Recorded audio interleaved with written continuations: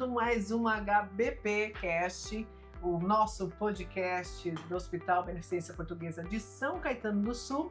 Olá, eu sou a Alessandra Scatena. E eu sou Flávio Rubira.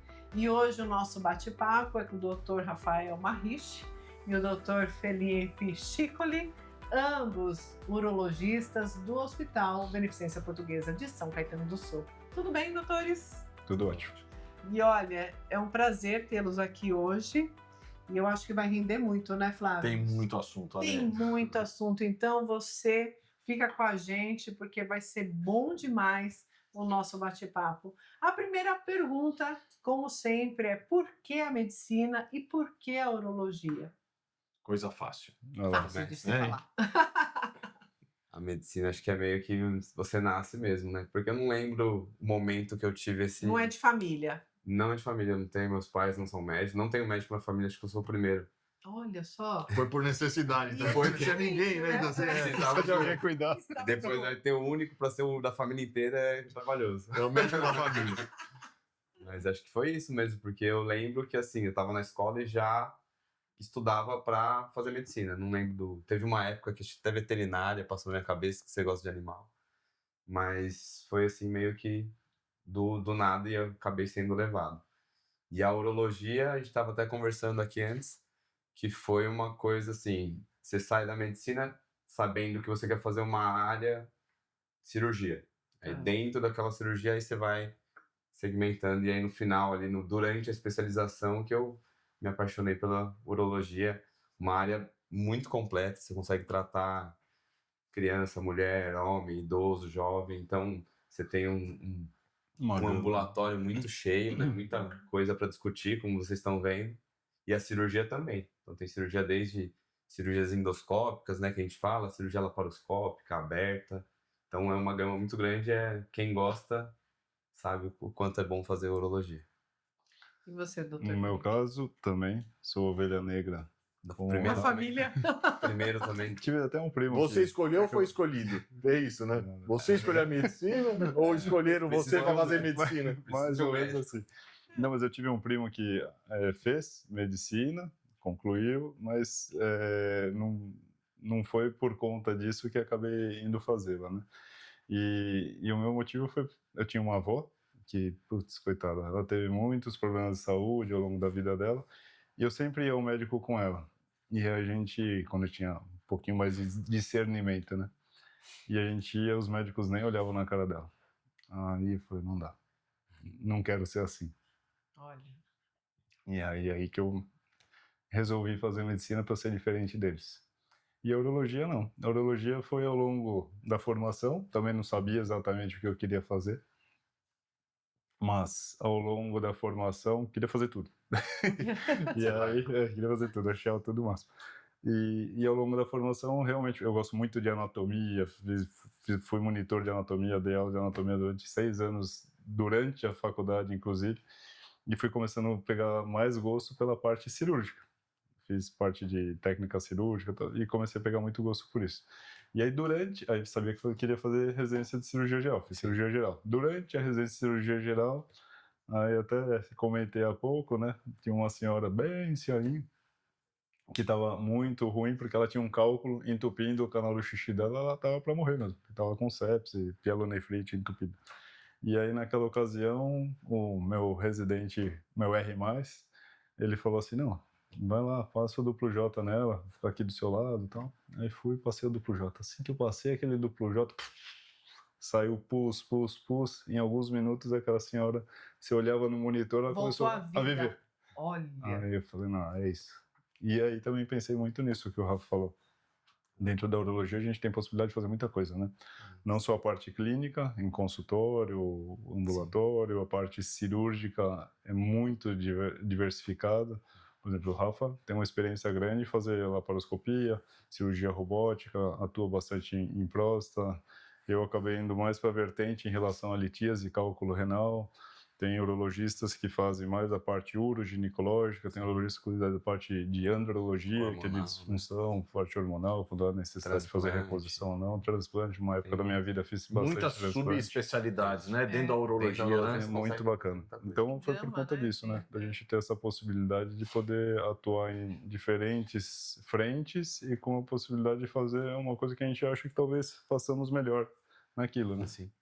Foi por E que isso. lindo, né, Flávio? Ele falar essa questão de humanizar, né, doutor Felipe? Que como é triste, né? Essa frieza entre um médico e o seu Acho paciente. que hoje não é mais aceito, né? Hoje é Não. muito, o paciente está muito mais hoje em dia, porque ouvia muito, né? O médico do passado parecia que eles eram mais duros, assim. Acho que não tem mais abertura para esse tipo de profissional. Todo mundo sabe quem é quem, como você trata o paciente, e o principal, na verdade, você tem que cuidar. O paciente está precisando, né? Ele está ali por algum motivo e você tem que ouvir, escutar, deixar ele falar. E esse médico que tem esse perfil hoje em dia, acho que tá com os dias contados. Aí não. Tomara, né? Tomara, não vai pra frente. O paciente ele quer esclarecimento, ele quer ser ouvido, né? Sim. Muitas vezes o paciente lá vai para desabafar, muitas Sim, vezes, é. né? Não é só um simples tratamento de um cálculo, mas ele acaba desabafando Sim. lá com vocês, E às né? vezes a maior parte da queixa do paciente, para você conseguir chegar na dúvida e conseguir ajudá-lo, às vezes você nem precisa falar. Ele vai te contando. É só você escutar e saber nortear e conduzir. Mas só de escutar. E A gente consegue. eu acho que tem muitas pessoas que ainda pensam o que é a urologia, né? Dá para explicar para gente, Acho que né? é O que é a urologia? muito. Parece que é novo, né? O pessoal não consegue. Tem muita confusão dentro da especialidade. isso. Assim, o paciente chega com algumas queixas que não são da urologia. Então você tem que pensar o urologista como médico do sistema urinário, cirurgião, né? Do sistema urinário. Então todo urologista primeiro é cirurgião. Exato. E ele mexe com todo o sistema urinário, tanto feminino quanto masculino, e ele cuida do sistema reprodutor masculino. Então, quando você vê a parte do pênis, testículo, próstata, que é o sistema reprodutor masculino, e urinário, tanto masculino como feminino. E é o cirurgião dessa área. Acho que, falando dessas duas, é o médico que cuida de toda essa parte. E de todas as faixas etárias, e homem e Isso. mulher, né? Desde criança, Isso adulto, é muito idoso. bacana. E aí, sabendo, né, o que é a urologia, como você falou, doutor Rafael, quando eu devo procurar um urologista, doutor O urologista, infelizmente, acaba sendo procurado só quando a pessoa tem algum problema de Infelizmente. saúde, por exemplo, uma cólica renal, por exemplo, uma infecção urinária, por exemplo, teve um sangramento na urina, até chegar aos 50 anos. Sim. Aí, depois dos 50 anos, aí com as conscientizações, Aí de eles campanhas entendem. de outubro, Novembro azul, igual tem para ginecologia, para mama, o outubro rosa, a gente consegue começar a pegar essas pessoas a partir dos 50 anos. Mas, até os 50 anos, tem um monte de outras coisas que a gente deveria fazer que não são feitas. A cultura nossa, do brasileiro, é muito ruim em relação homem, a né? isso. Do homem. Porque a mulher, ela tem a sua rotina com a Então, ginecologista, né? mas eu acho que a maioria. culpa não é só do homem. Eu acho que é a cultura brasileira. Porque a mãe Porque também não leva. a mãe não leva, exato. Porque tem o jeito. Olha, a filha, a mãe leva no A mãe leva, ginecologista. Isso Teve aí. o período menstrual, Perfeito. levou. O homem, Tá lá. E a partir desse momento, largado. a menina tem Olha! um médico da menstruação dela pro resto da vida. Nós saímos do pediatra, Acabou. acabou. Não tem mais Nosso nada. próximo médico vai ser com 50 anos. Tanto que, tem estatístico, 50 anos. Os homens, a partir mais ou menos dessa faixa etária, só 50% deles vão ao médico. Já foram ao médico alguma vez na vida. Sim. Tirando o período de pediatria. Então, eu acho que a culpa não é só do homem. Sim, não, mas é verdade. né? Eu acho que essa E é, questão mas- Nesse cultural. ponto de É. vista, Porque se você for ver, o adolescente passa, né, por questão de DST, ele precisa ser orientado, Perfeito. questão de desenvolvimento, então desenvolvimento peniano, se tá tudo normal, a questão sexual, então tem que seguir o urologista ali desde a adolescência, né? Infância, ele vai geralmente o pediatra mesmo. Alguns pediatras até dão um toque, né? Alguns não. Alguns falam, você tem que ir com o urologista agora, porque tem que ver a questão sexual, né? Até orientar a mãe, mas a maioria ainda não tem esse... Vamos falar então, aí seria, né, quando procurar, né, a partir de uns 13, 14 anos. Aí, saiu do pediatra, tá Saiu do conosco. pediatra, é urologista. Do mesmo jeito que Tem saiu que do ver o pediatra, foi para desenvolvimento, ginecologista. E aí eu entro num outro ponto ali, né, da urologia, que é a saúde do homem. Então, assim, o urologista, ele pode ser o médico do homem e não cuidar somente da parte urológica, e sim ser aquele médico que vai conduzir as outras especialidades junto com o homem. É isso, doutor Rafael? Sim. É isso mesmo, na verdade, tem que ter na cabeça que o ginecologista é o médico da mulher e o urologista é o médico do homem. Então, a partir daí, o urologista ele tem toda a capacidade de receber o paciente do sexo masculino e não só cuidar da próstata, só do sistema urinário.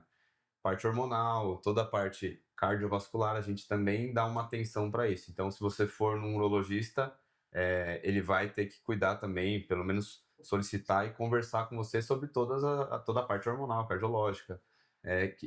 Isso faz parte do atendimento do médico do homem. Então, sim para procurar o urologista. Ele vai fazer os exames de rotina, vai fazer o acompanhamento, não precisa ser, sei lá, anual. Isso, na minha conduta clínica, né? Não sei se todo mundo, mas o paciente homem que chega para mim, eu trato ele como eu sou o médico dele.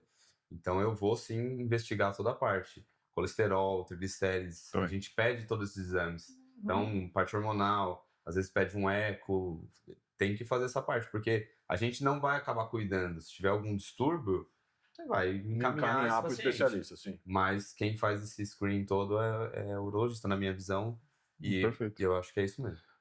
Tanto é que também outra estatística, né? Um dos sintomas, disfunção erétil. O cara chega lá que tem disfunção erétil. Isso aí é muito importante, você vai falar, eu já até sei antes. Porque isso daí pra gente é muito prevalente. E aí ele chega lá, tem queixa de disfunção erétil. Ok. E ele veio só por conta disso. E aí você vai e começa a investigar o porquê dessa disfunção erétil dele. Provavelmente é porque um dos motivos, né, que as artérias que vão pro pênis ter ereção, essas artérias levam sangue pro pênis, elas ficam engurgitadas e aí o paciente tem ereção. Se tem uma dificuldade desse sangue chegar por conta de diminuição do calibre desses vasos sanguíneos que são pequenininhos, por exemplo, deposição de gordura, de placa de gordura, que é a aterosclerose, isso daí faz com que não chegue sangue lá. Não chegando sangue lá, tá lesando primeiro as artérias fininhas. E a pessoa às vezes não tem noção que depois vai lesar as artérias de médio calibre. Vai pro coração. E aí as artérias de maior calibre. Só que quando chega já na de médio calibre, já está começando a aumentar a chance do cara ter um AVC. Aumenta a chance do cara... Derrame, né? Aumenta a chance da pessoa ter um infarto. Então, às vezes, isso é o início de tudo, a disfunção erétil. Já é um sintoma, um alerta. Aí você já vai avaliar a pressão do paciente. Tem pressão alta? Ótimo. A gente já vai fazer o acompanhamento e encaminhar o senhor para passar com o cardiologista. Tem alteração de glicemia, tem alteração de colesterol, o senhor já vai passar com a endocrinologista. Então, essa porta de entrada, que às vezes uma doença nos dá, faz com que esse paciente seja destinado e dirigido para outras especialidades para ele ter um... Ele não sabe, mas ele vai ser investigado. Porque ele chega com disfunção erétil, ele acha que a gente... É a consequência, né? Não é a causa. Ele vai ser investigado O porquê? E esse paciente com disfunção erétil, a maioria das vezes, ele é obeso, diabético, ele já tem outras comemorativos, então ele chega por uma causa que ele vai ser investigado e aí vai descobrir outras coisas. Então, é importante isso daí que ele falou e é muito prevalente. A gente vê muito. Que interessante, né, Flávio? Olha só, né? De uma causa que pode levar a outra se não for tratado. E a principal causa de disfunção erétil é essa mesmo, né? Disfunção vascular mesmo ali da região. E precisa dessa investigação, né? Então, assim, ele precisa passar com especialistas que vão fazer essa investigação e não só dar um remédio lá para corrigir essa causa aí, essa disfunção erétil, né? Não é só dar o remédio, né? Você tem que investigar, você tem que conversar. Volta aquilo que nós conversamos no começo. O que é o mais importante? Você escutar. Sim. Que aí ele vai chegar e vai falar que tem as funções elétricas. Ah, tá bom, próximo. Toma esse remédio e vai. Toma o remédio e pronto. Tá bom. Exatamente. Mas o que aconteceu? Ou muitas vezes não é nem o urologista que está prescrevendo esse remédio, né? Também Aí a tem, briga é tem maior. isso. Né? Exato. Muitas vezes é isso. A pessoa vai lá, passa com outro especialista, falando, né, do sintoma. Mesmo problema com o PSA, né? Você tem isso também, né? O PSA, ele virou um exame, como é um exame de sangue, muitos profissionais acabam pedindo PSA, e aí isso é ruim porque o paciente pegou o PSA, olhou um número, que o cardiologista, o geriatra, infelizmente, eles não sabem interpretar esse número, e aí viu e falou, tá normal. E aí o cara não vai no urologista. Então, acontece muito isso. Então, não, acompanhava. Não, eu sempre fiz PSA com o meu cardiologista. Ou com o Dr. Google. Ou com, Dr. Google, eu vi lá e tava normal. Esse Dr. Google é complicado. E a gente tem, e é muito... E acaba sendo uma barreira para ele passar com você. E é muito complexo, analisar o PSA é muito complexo. Você tem que ver outras coisas, tem que ver o tamanho da próstata, a idade, tem que ter outras coisas para você ver um número. Então ele tem a densidade do PSA, então tem muita coisa que a gente tem que ver, velocidade de crescimento. Ou toque retal. Toque, então não é uma coisa isolada, um PSA não é um número. Então o cara olha o PSA, tem que não adianta. É o urologista que vai cuidar dessa parte. E por falar em próstata, né? Vamos falar um pouco sobre o câncer de próstata, já que estamos falando aí, né? Tem, como falamos, outubro rosa, câncer de mama, novembro azul, câncer de próstata. Qual a idade que se tem maior incidência no homem do câncer de próstata? A média é 60 anos, tá? Para ter o câncer de próstata, mas acho que o mais importante é quando que ele tem que começar a fazer o acompanhamento, né? Quando os homens têm que procurar o urologista. Na prevenção. Então, assim, todos os homens, 50 anos, têm que ir no urologista passar em consulta. Todos. Quem tem fator de risco, a gente tem que começar um pouco antes. Fator de risco foi visto nos estudos que algumas populações têm maior chance de ter o câncer de próstata. Então, a raça negra tem maior chance. Então, é mais comum nos negros. Então, com 45 anos, quem é negro tem que procurar o urologista. Quem já teve caso na família. Então, questão genética é muito importante. Então, tem alterações. Então, é hereditário. É hereditário. O pai tendo, quase dobra a chance do filho ter. Se tiver 2 familiares, quase triplica a chance de você ter o câncer de próstata. Então, é muito genético. E se for de primeiro grau, até 6 vezes. Primeiro grau, até 6 vezes. Então, é muita ligação genética e com a etnia e com a idade, né? São 3 fatores de risco. Então, o câncer dá com a idade, genética, e aí a gente estuda a raça negra. Então, 50 anos, todo mundo, 45, quem tem fatores de risco. Aí tem que procurar o urologista. Tá. E sendo diagnosticado com câncer de próstata, hoje em dia, o que a gente tem de tratamento efetivo? Legal. O diagnóstico é um dos cânceres, como é muito prevalente, né? Na população masculina é o segundo mais comum. Tirando o câncer de pele, o mais comum é o câncer de próstata. Então, ele é muito estudado e cada vez mais tem tratamento sendo lançado. Então, fez o diagnóstico a partir de uma biópsia, né? Todo o diagnóstico de câncer de próstata ainda é uma biópsia. Então, após a biópsia, aí a gente tem 2 tipos principais de tratamento. Então, ou você faz cirurgia, ou você faz radioterapia, tá? São tratamentos locais. Então, são os 2 tipos de tratamento os primários. Mas essa cirurgia, o que é? Retira 100% da próstata? Como que funciona? A gente tem estudos saindo, né? Mas o tratamento de câncer de próstata hoje é tirar toda a próstata, toda a glândula. E nada mais. Então, até só um parênteses da cirurgia robótica. O que é cirurgia robótica na cirurgia de câncer de próstata? É você tentar tirar só o órgão mesmo. Antigamente tirava muito mais coisas. Então, você tirava a inervação do pênis, né, inervação do esfíncter, machucava um pouco mais ali a região. Hoje em dia a gente consegue, com a cirurgia robótica, delimitar os tecidos e tirar só a próstata. Então o paciente tem muito menos sintomas e muito menos complicações, né, que o câncer de próstata pode trazer. Mas quando o paciente vai, por exemplo, no consultório com vocês e fecha o diagnóstico do câncer de próstata, ele sabe o que é a próstata? Para quê? Qual que é a sua função? Qual a consequência de tirar ou não? Não tem a mínima ideia. Na verdade, eles não têm nem ideia de tratamento. Só escutou falar. É um órgão muito... Ele é muito pequeno, né? O tamanho de uma noz, tem 30 gramas, uma próstata normal ali, 20, 30 gramas, né? É pequeno, fica numa região muito escondida, né? Então fica embaixo da bexiga e antes da uretra do pênis. Então é uma região muito pequena, então quase não se fala. Então, mas a gente estuda muito isso. Mas o que é a próstata, né? Ela faz parte, ela produz o líquido espermático. A grande função dela, junto com a vesícula seminal, tudo, é produzir o líquido espermático. Então, junto com o esperma, que é uma célula, junto com o espermatozoide, que é uma célula, tem o líquido espermático, né? E a maioria, 80% desse líquido é produzido na próstata. Então, ela é responsável por essa produção.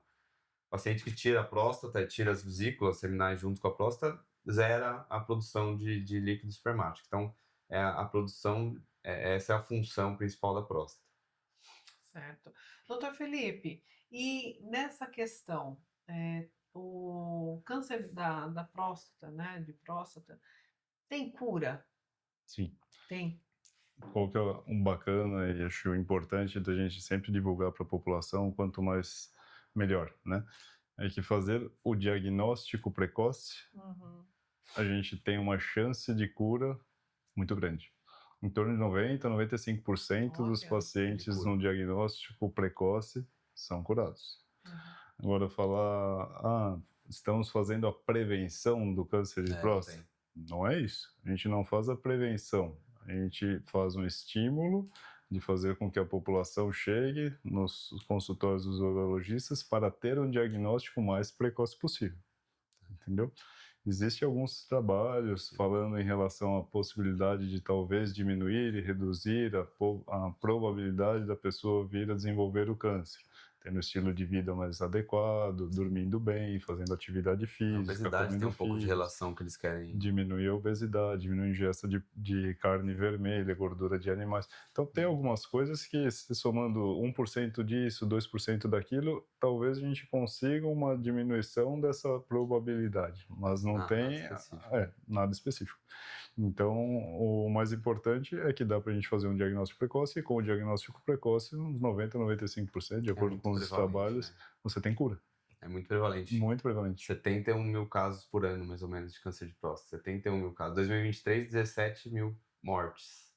Então, um em cada 7 homens vai ter o diagnóstico. Exato. É muito prevalente. Então, o que ele falou é o mais importante. Diagnóstico precoce. Desses 17 mil, a gente sabe que a grande maioria, a doença começa como localizada e uma doença de baixo grau.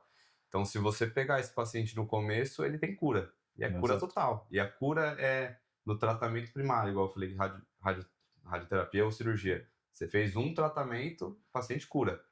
Então, operou, o cara não vai ter mais problema. Então, é uma coisa, o diagnóstico precoce é o que a gente tem que mirar mais sempre no câncer de próstata por conta disso.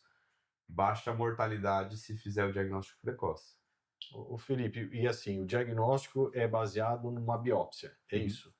O diagnóstico você tem tendo a biópsia, né? Precisa da biópsia. Então, assim, se tem a próstata aumentada, não significa que ele tenha câncer de próstata, pode ser uma inflamação, enfim, outras patologias, é isso. Você precisa fazer a biópsia. Obrigatório.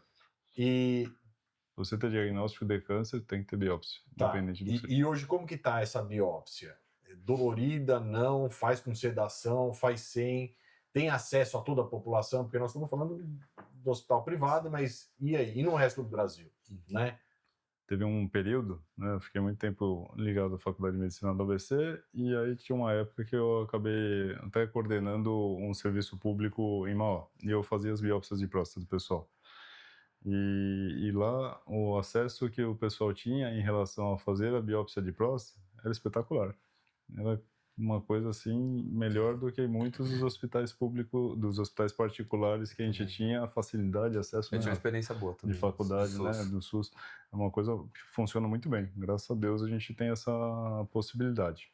Formas de fazer a biópsia de próstata. Existe a forma de fazer a biópsia com anestesia local, que é um anestésico local que você coloca ali com xilocaína e põe um anestésico local para tentar minimizar o desconforto e a dor do paciente, mas geralmente tende a fazer com anestesia, principalmente pacientes selecionados, fazendo com o local é possível e dá para se fazer e sem tantos problemas, mas se possível fazer com a sedação, que é bastante bem menos desconfortável para o paciente, com a sedação realmente nem percebe que fez o exame, papum, coisa de 5 minutos.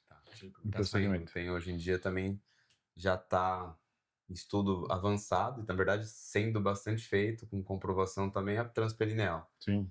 É uma biópsia, então, a normal, né, essa biópsia que a gente faz é transretal, é com ultrassom, que introduz pelo ânus do paciente mesmo, e faz a biópsia por ali. Estão vendo o menor risco de infecção, você saindo dessa abordagem e você abordar a região perineal. Então, perineal é embaixo do escroto, né, do saco da bolsa escrotal, tem a região perineal. Então, introduz uma agulha por ali. Então, o ultrassom ainda é transretal, mas a agulha entra transperineal, então diminui um pouco o risco de infecção. Então, é uma nova... E aí, então, esses casos aí que não são diagnosticados, normalmente é por falta de procura realmente do paciente, né? Porque ele consegue ter acesso. Tem. Quando ele chega no urologista, é difícil passar, tá? A gente, geralmente, o diagnóstico, esse paciente que diagnosticou tardiamente, ele geralmente não estava em acompanhamento com o urologista. Ou ele estava com um outro profissional, ou ele já chega avançado. Chega com sintomas que a gente não quer ver, mas existe. Então, vamos pensar, uma questão importante, né? Se tem algum sintoma, né? A gente sempre fala isso porque não tem sintoma na fase inicial nenhum. Tomara que chegue sem sintoma. Meu pai teve câncer de próstata. Eu também. Para eu conquistar ele, que ele tava com câncer, tem que... Pai, tem a biópsia, mas eu não sinto nada. É muito difícil. Então, não sente nada. Ainda bem que não sente nada, tá? Porque quando sente, na grande maioria, até 80%, quando sente alguma coisa que já está avançado. Então, dorócia, e quando sente, quais são os sintomas? Dorócia, porque é metastático, né? Já pegou no osso, então ele está com dor já da metástase. Pode ter sangramento na urina, sangramento no esperma. Tá? Esses dois, ou até imita o aumento da próstata mesmo, porque o tumor começa a crescer e começa a comprimir o canal da urina. E aí o paciente tem dificuldade de urinar, sintomas obstrutivos, né, da urina mesmo, que não é comum no câncer de próstata, é comum em quem tem aumento da próstata, que é outra doença totalmente separada, não tem relação. Que da próstata, a próstata, e por dentro dela fica a uretra, né, o canal por onde passa a urina. E quando tem câncer de próstata, geralmente ele cresce na superfície, na parte externa. E aí a pessoa não tem sintoma, porque está crescendo aqui.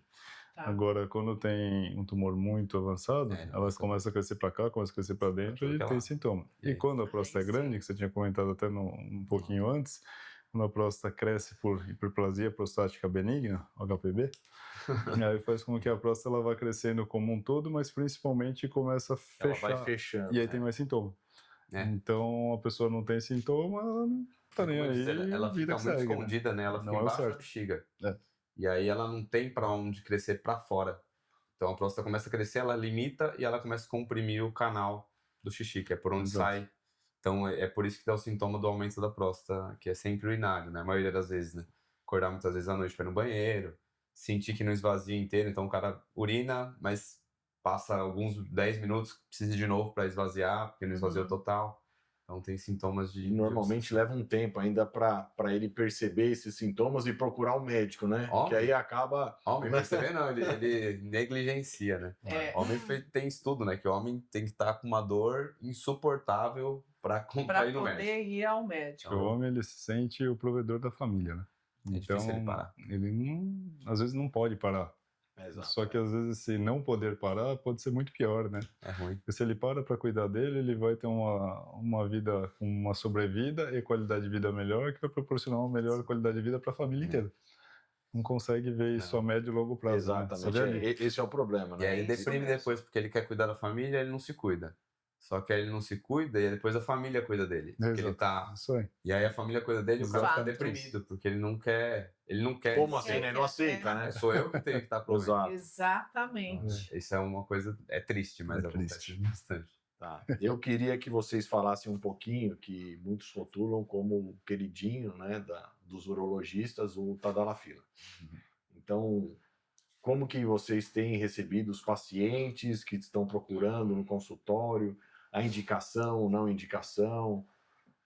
Tadalafila, existem medicações que são sob demanda, quer dizer, a pessoa ter a relação e aí ela faz uso da medicação.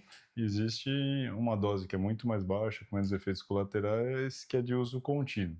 Então, tem indicações específicas, não é todo mundo que tem que tomar e pode ficar tomando a torta direita, como se fosse uma balinha. Isso daí deve ser tomado com indicação precisa. Então, tem essas duas possibilidades. Tem muitas pessoas que acabam correlacionando, falando assim, se eu tomar esse remédio, então eu vou ficar dependente para o resto da minha vida de medicação. Às vezes não vai ficar dependente quimicamente, mas o indivíduo vai ficar dependente talvez psicologicamente, que ele acha que obrigatoriamente ele vai ter que fazer o uso da medicação para conseguir ter a ereção. Tem um problema. Então, às vezes, e boa parte das disfunções eréteis, elas não têm correlação só com questão orgânica que a pessoa precise tomar medicação ou não, mas tem o componente psicológico. E aí tem que fazer um acompanhamento com um psicoterapeuta para fazer, às vezes, já resolver a vida aqui sem precisar de medicação, de nada. Uma coisa muito mais fácil, mais simples de ser resolvida. Mas quer cortar o caminho, né? Exato. A tadalafila, assim, cortar o caminho. É um ótimo medicamento. É muito bom. A tadalafila é muito ótimo. bom. Muito bom. Só que... Nas indicações. Além disso, né, tem muita gente que está usando hoje fora da indicação médica. Então... É por conta do acesso também, né? Ficou barato, fácil. Não precisa de receita. Ele é um vasodilatador, tá? Basicamente isso. E aí, na verdade, os remédios, se você for pegar lá o Viagra, né, que é a sildenafila, que é outro medicamento, eles eram estudados para pressão alta, para combater a pressão alta. Então, era um medicamento para hipertensão, que aí foi visto como um efeito colateral à ereção. E aí virou um medicamento para ereção. Então, ele é um vasodilatador. Então, o que foi visto nas academias?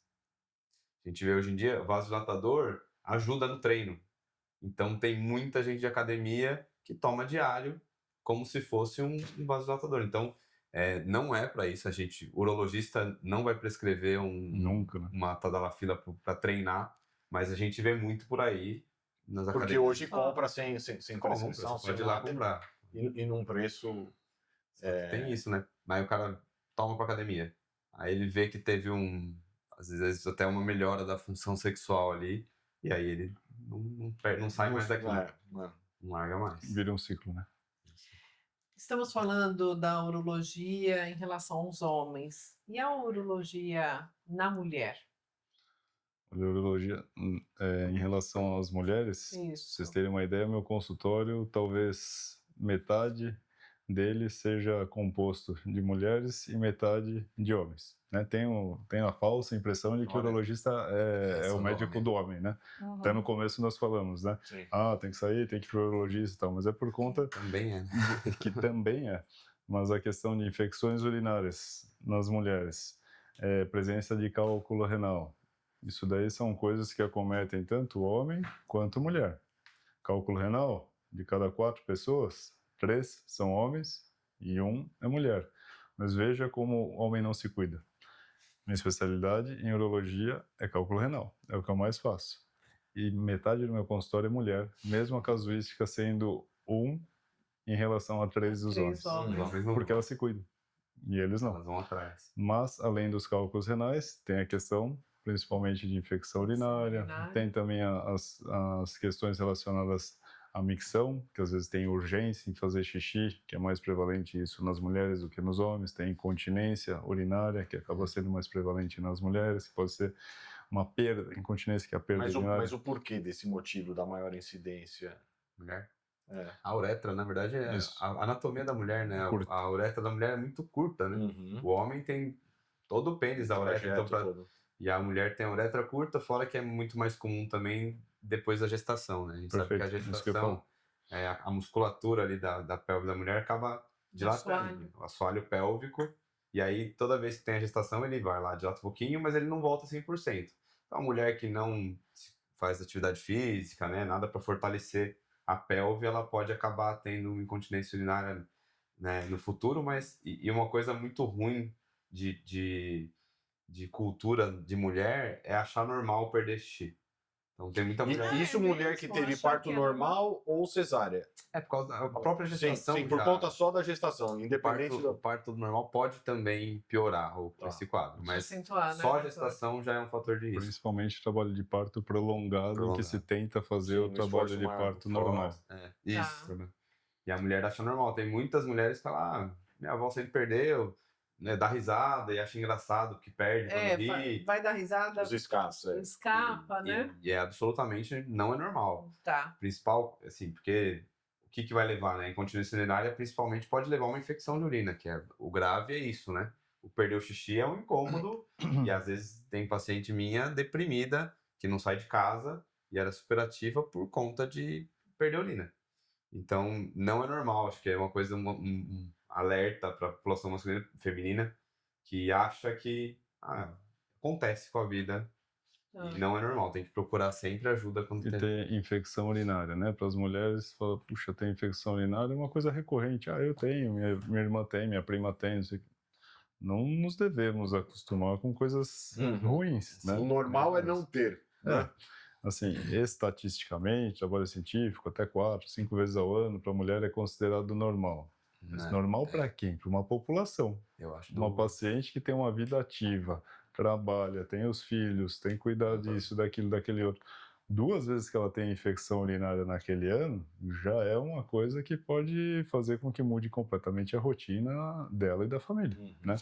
Então, fazer uma prevenção, orientação de formas que existem, várias formas a gente tentar prevenir com mudanças de estilo de vida, mudança de como forma de higiene, de fortalecimento de musculatura, de hábito intestinal, dá para a gente diminuir bastante a recorrência dessas infecções urinárias em mulheres sem precisar tomar remédio, só com orientações adequadas. Isso não é o que eu acho, é trabalho científico.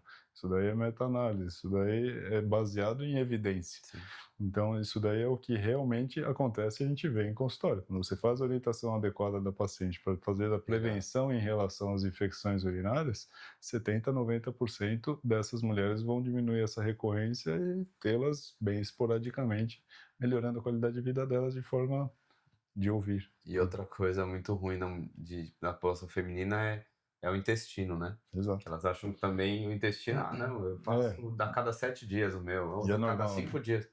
E isso, principalmente para infecção de urina, tanto que o Felipe falou que aumenta a chance de... Então, para você regular a questão, essa pessoa que tem muita infecção de repetição, regular o intestino é muito importante. E não é normal também ficar 7, 10 dias sem ir no banheiro, é uma coisa que... E vê muito na população feminina, né? E aí, mais uma vez, essa pessoa passando conosco, nós identificando essa questão, essa paciente talvez valha a pena também ter uma avaliação do proctologista. Sim. Mais um momento de nós conseguirmos ajudar esse paciente e destinando para as especialidades cabíveis para tal, né? É bom falar sobre isso, né? Sim. Nós mulheres, porque então o que eu entendi, doutor, é que tem vários tipos. Não seria vários tipos. Espera aí, deixa eu reformular a pergunta. No corte, eu esqueci a palavra, Flávio.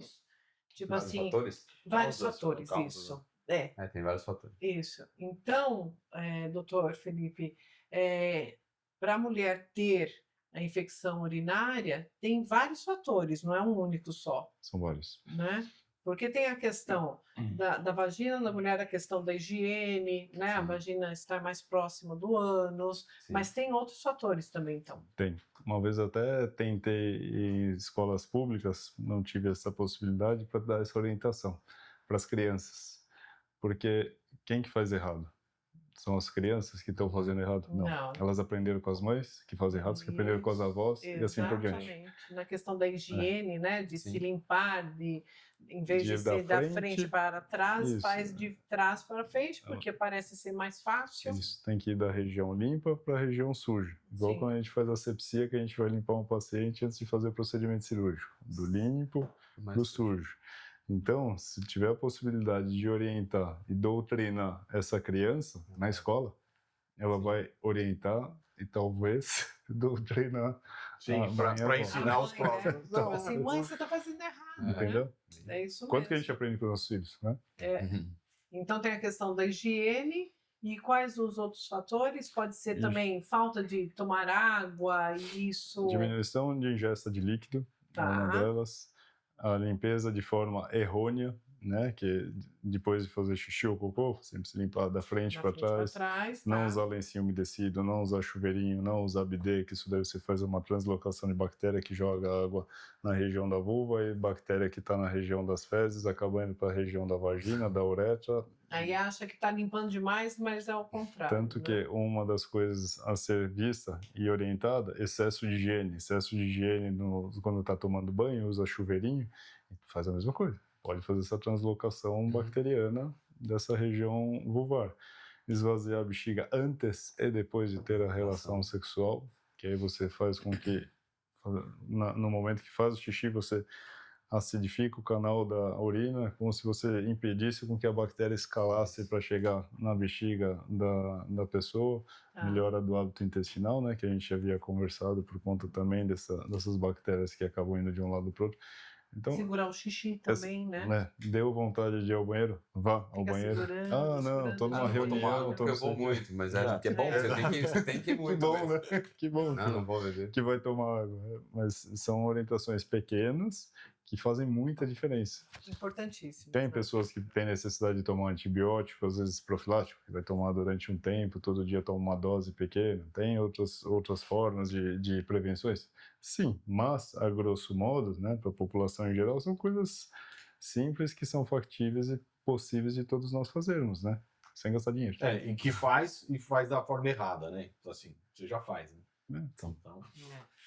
Mitos e verdades? Vamos Sim. lá? Então, para mitos e verdades, certo? Bora. Bom, é mito ou é verdade que o homem idoso tem mais problema de próstata? Quem vai responder para mim? Pode ser. Fala, doutor Rafael. O homem idoso tem mais problema de próstata, mas não é exclusivo. Na verdade, a gente sabe que a partir dos 40 anos começa a ter problema de próstata. Não é só do idoso, então tem que começar um pouquinho antes. Tá. Paciente, se ele tiver com PSA normal, ele não tem câncer de próstata? Não dá pra gente afirmar isso daí. Existem alguns tumores, cânceres de próstata, que não fazem uma elevação do PSA, mas o tumor está presente. Tanto que para se fazer o diagnóstico, para se fazer a consulta com o urologista, além do PSA, deve-se realizar também o toque retal. 20% dos pacientes que têm câncer têm o PSA normal. 30% dos pacientes que fizerem só o toque retal também pode fazer com que percamos um diagnóstico, uma possibilidade de diagnóstico de câncer de próstata. A associação dos dois aumenta muito a chance da gente conseguir ter uma possibilidade e uma orientação maior para suspeitar de câncer e encaminhar o paciente para uma biópsia de próstata. É verdade ou mito? Ultrassom ou ressonância de próstata substituir o toque retal? É mito. Não pode. Nenhum exame consegue. O toque é importante para você ver a consistência. O exame não consegue sentir a próstata. E o nódulo na próstata você consegue sentir com o toque. Então, o exame de ultrassom, a ressonância é ótimo. Hoje em dia é um exame muito bom que está sendo feito. Pré-operatório, assim, 100% com os meus pacientes eu tento fazer uma ressonância, por ser um exame muito bom, mas ele não substitui como screening, como o toque. Para fechar diagnóstico. Não, tem que fazer o toque ainda. Tá. Mito ou verdade? Vasectomia aumenta o risco de câncer de próstata? Mito. Não tem correlação nenhuma. Do mesmo jeito que o pessoal fala, fazer a vasectomia, eu vou ficar impotente? Vai diminuir meu hormônio? Vai cair minha testosterona? Não. Até o volume do ejaculado. Né? Exato. É muito discreto, né? 2%. Então, fazer a vasectomia, a única coisa que vai fazer, o testículo tem uma capinha que recobre ele, que chama epidídimo, que é onde armazena espermatozoide. E tem um tubinho, que se chama ducto deferente, tanto do lado direito quanto do lado esquerdo, que é por onde ele passa, o espermatozoide. A partir do momento que faz a vasectomia, você só interrompe, como se você colocasse um pedaço de madeira no meio de uma estrada, né? E pronto, não passa o espermatozoide. Célula, não passa. Não passa o espermatozoide para essa região. Então, não tem correlação nenhuma, porque o testículo vai manter a produção dele de hormônio de forma adequada, não vai ter dificuldade de ter ereção, não vai ter nenhuma queixa hormonal também fazendo vasectomia. E na questão dos medicamentos para disfunção erétil, causam realmente problemas cardíacos? Mito ou verdade? Essas medicações são vasodilatadores, né? Então, o paciente não vai causar um problema no coração você tomar esse remédio. Só que você tem que ter cuidado se você já toma algum remédio ali para problema no coração, principalmente são uma classe de remédios que são vasodilatadores para a pessoa que tem problema cardíaco, aí ele não pode associar o remédio que é um vasodilatador também que é para próstata. Então, alguns pacientes cardíacos não podem tomar, tá? Mas não é que causa. Muito bom. Certo? Terminamos por aqui? Sim. Então, quero agradecer ao Dr. Rafael Mariche, Dr. Felipe Piccoli, ambos, né, urologistas do Hospital Beneficência Portuguesa de São Caetano do Sul. Muito obrigada. Eu acho que foi maravilhoso. Muitas dúvidas esclarecidas. Assim, sensacional. Aprendi muito com vocês. Muito obrigado novamente. E peço a todos que sigam nas redes sociais o Hospital Beneficência Portuguesa de São Caetano do Sul. No YouTube também, se inscreva, curta os nossos vídeos e também compartilhe, né? Porque eu acho de extrema importância, tá certo, Sim, Flávio? levando informação para a população, assim como os dois fazem também ambulatório lá no nosso hospital, fazem procedimentos também, então eles estão à disposição de vocês. Muito obrigado, viu? Obrigada novamente. E até a próxima. Até.